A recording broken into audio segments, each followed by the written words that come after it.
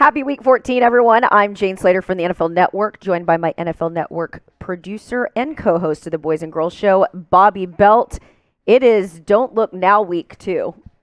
Yeah, this is a tightening NFC East race, and I know a lot of people don't want to hear that. It feels like the division's been wrapped up for a while, and it can get wrapped up here in these next couple weeks. But, yeah, something that, you don't look now. Washington's just 2 games back of you. You look at since the last, 5 weeks of the season, Dallas with the worst record in the division, which if you would have told me there was any 5-week stretch in this season where Dallas was going to have the worst record in the NFC East, I wouldn't have believed you. That's actually crazy, and I hadn't thought about that. We've been so busy focusing on so many AFC teams that the Cowboys have played this year. It's been a weird, strange schedule for them, so much so that they're now playing playing Washington twice this month. The first one, of course, this weekend. And this is a Washington team that, to your point, Bobby, was 2-6 with a backup quarterback who went undrafted in Taylor Heineke. But there's like this Heineke magic going on in Washington, and it's working. And it's not just the fact they've been on a win streak. I mean, they started this 4-game win streak by beating the Bucs, which is crazy. The Washington D held Tampa to a season-low 273 yards, intercepted Brady twice. Then he went and beat the guy he used to beat up, Cam Newton. Then they went, what was their next one? Then they had Seattle, and then he had a game-winning drive against the Raiders. These have not been pretty wins, but they are winning. Yeah, and I mean, I don't think that the important thing is for them anyway, has been that they have been winning games as Dallas has been struggling. And, it has set this up to where these 2 games in the next 3 weeks against Washington are going to be very critical. If Dallas handles business and is able to sweep these games, they pretty much have locked up the NFC East. But things can get really dicey, I think, if they lose 1 or 2 of these. And that's why, we're asking you guys out there, are the games versus Washington here must win? You can type Y for yes, type N for no. How important are these games going to be for this division race down the stretch? You've got Eagles at 6-7. They're on a bye week finally here in week 14. You've got the Giants who are out of the race. They're off in the back. But Can you imagine waiting that long for a bye? No. Because it's felt like a quick season, but also a very long season. No, that is a long stretch to be waiting on it. And you've got Washington and Philly here with 6 wins each. But Washington has a chance. If you struggle in this game coming up here, you've got Washington at 7-6, just a game back of you.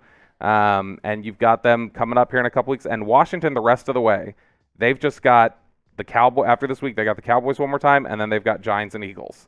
And so, I mean, Washington. And Cowboys still have to play the Cards. Cowboys still have to play the Cardinals. Cowboys have 3 division road games. All 3 of their road games in the division are coming up down the stretch. So New York is not going to be a warm place to play. I mean, look, New York is New York, right? Yeah. But I was looking down at my phone. I wasn't trying to be rude to you, Bobby. You're my MVP, I keep which doing is, the same thing. For those of you who don't know, it's my most valuable Bobby. Yes. But I looked at the weather in Landover. It's going to be 50 degrees, showers in the morning. Now, if you remember, if that changes, when things started going south for the Cowboys last season and they went in the road there, remember how bad the weather was and Zeke couldn't get anything go? I mean, that was a disaster of a game last year on the road against Washington. There is a little bit of this.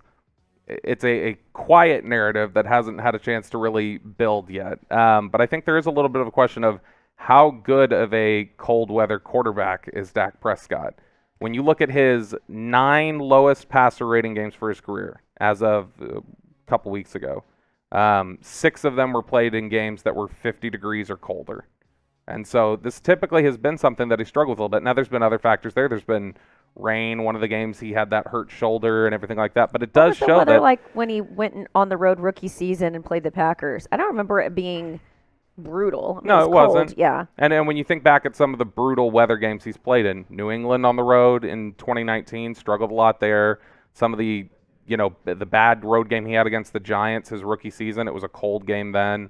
Some of the stuff in Philly on the road where he's had his struggles. So I mean, I've had some of my roughest pre-games on the road too, Bobby. Yeah, I'm soft. I know it. We're the wine and That's cheese just 'cause crowd I'm here not there at all the AT&T time. Stadium. Well, that is true too. I don't have you as my partner in crime.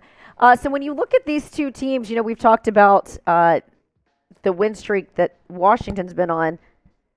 Realistically, where do you see this thing shaking up at the end of the season, Bobs? I mean, as much of it's, this is a crucial time for them, I don't think it's anything that's too difficult for them to follow through on. I still think that if you were asking me, I don't want to say, certain idioms that'll get people worked up or imagery, but if you're telling me like I had to make a call on the next 3 weeks, then I would say I think most likely they go 3-0. I think they likely beat Washington twice and they beat the Giants on the road.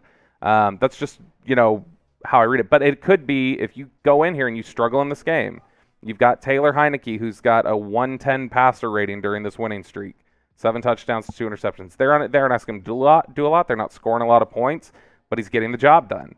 I think that when you look at if you struggle in this game, if you have issues, if they're able to steal a win here, it does a lot of damage, I think, to the morale of this team, and it makes things a little stressful. I think they win this game. I think they, win the next 3 games, but it could be they'll be in a troubled spot if they happen to lose this game this weekend. I think this weekend could be a challenge for them. I just think on the road, I think they're gonna split the series. I think that Saints game, a lot of people have asked me, and I think I've been pretty optimistic about this team after the 6-1 start, and I kept saying, I do a Media Mash podcast too with all the media members at the Star, and I've been battling Steve Dennis, who hosts it, because he keeps telling me that he doesn't buy into this team. And I kept saying, look the way they've won. Look at the teams that they've beat. Look at the way that they've played. That New Orleans game, I have some concerns after the Saints game. Well, and it was a win, but I don't know that it was a win that alleviated anybody's fears, because some of the questions recently have been, something seems off with Dak. Mm-hmm. He hasn't been playing bad, but it seems like at times he's not quite himself. Something's been wrong with Zeke.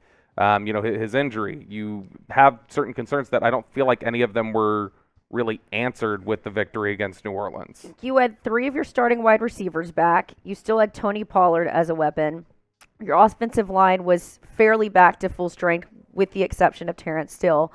And you got your defensive end back, and you were able to roam Micah Parsons. And that game still felt very manageable for the Saints until the Cowboys were able to come out of the half. And the Saints literally were driving a car with 2 flats and a spare tire. That's how bad that Saints team was heading into that game. I couldn't even get over all of the injuries for the Saints. Yeah, it should have been I feel like it should have been a more dominant performance. And it was frustrating. But, I mean, they've got a chance to kind of change that narrative. Hopefully this 10 days off proves good for them. Well, if you love the Cowboys' success, help us be successful. Subscribe now for more coverage from the Boys and Girls Show. Plus, here's the good news. I know that purse strings are tight. It's the holidays. It's 100% free. We're just asking you just to click there. All right, so let's just talk a little bit about Dak Prescott. You said, he's done a fairly good job against Washington. Mm-hmm. 7-1, right? Yep, 7-1, 13 touchdowns to 1 interception in his career. Now, here's do you recall the 1 loss? Was it no. Archie 3? It wasn't no. It was 2018, heading into the bye week. It was the LP Ladouceur had moved the ball. They got moved back 5 yards, and then the field goal went off the upright. And the next day they traded for Amari Cooper. That was the. Was that a road game? It was. Yes. It was the road game. They all start to blur together. So that was the 1 loss, and they were in position to, I believe, send it into overtime if they would have made the field goal. And he was not the quarterback when they had the disastrous game on the road last year. That was Andy Dalton. Remember, that's when Andy Dalton got knocked around and no one seemed to care. He missed both games last year. But historically, he's been really dominant against them. He's played really well against them. The only loss was a 3-point loss where, if not for a weird call moving them back 5 yards on a field goal, then they maybe win that game. And but at the same time, I think losing that game and kind of putting things at a dire point, put them at 3-4 at that point, I think that helped push things over the edge to make the trade for Amari Cooper, which has proved really valuable. And so this is, like we say, historically a team that he's done really well against. It's a defense in Washington that's playing a lot better lately. I think everybody thought they were one of the 5 best defenses coming into the year, and then they struggled a great deal early on in the year. But the last, 5 games, they're allowing just 17 points a game. Yep. They've won their last 2 games by a score of 17-15, which is a little odd. But this is a Washington defense that's sort of starting to find themselves a little bit. They're a little banged up.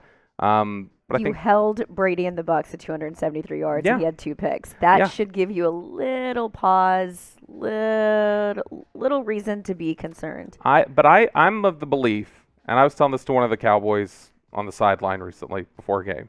I'm of the belief that Dak Prescott has Jordan DNA, that he's got that makeup of, and I took that personally, and then he goes out there and dominates a little bit. So I think he hears a little bit some of the questions and some of the criticism. This is a team that he's historically done really well against, and so I could see him, getting amped up and especially with everybody back healthy.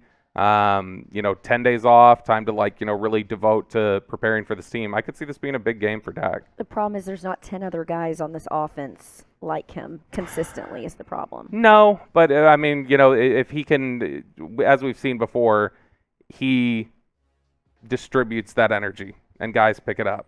And so funny you say that. Fun story. Michael Irvin and I are covering Thursday Night Football in New Orleans, and we have the green room. So it's me, Steve Smith, Joe Thomas, Colleen Wolf. And Michael Irvin is just walking around just anxious. And next thing you know, he's got a fan. He pulls a fan out of his bag. We're like, where'd the fan come from? It matches the outfit. It's his church fan? He said, I've got to walk around and disperse my energy.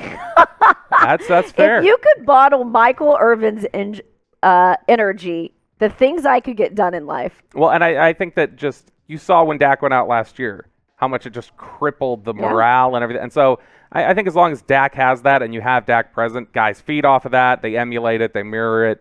And so even though you don't have 10 other Dak Prescotts, and that's not a slight on anybody, Dak's a different guy. Dak's a special player and a special personality.